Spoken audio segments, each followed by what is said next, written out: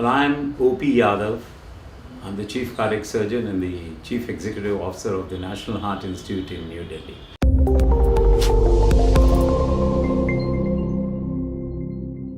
This is a surgery in which we use the term hybrid surgery. Hybrid is where both the modalities of treatment for coronary artery disease, that is bypass surgery, as well as angioplasty, are combined together. We know that Lima to LAD is a gold standard operation with patency rate of Lima to LAD at 20 years in the range of 90 to 95%.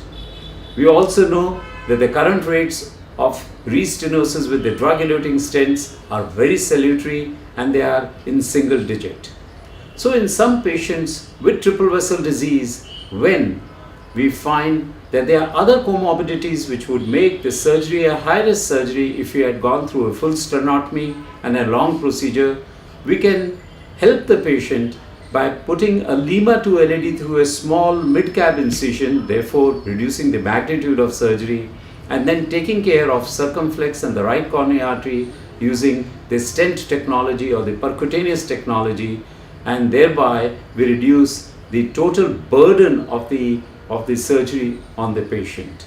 Now these procedures are called hybrid coronary revascularizations. Similarly, we can do other forms of hybrid surgeries. We can have mitral valve percutaneous intervention, for example a mitra clip implantation, so that the mitral regurgitation is taken care of along with mid-cap to the LAD, so that we have converted an open heart surgery into a beating heart procedure, and we take care of the mitral through a minimally invasive percutaneous technique where the heart-lung machine has not to be used.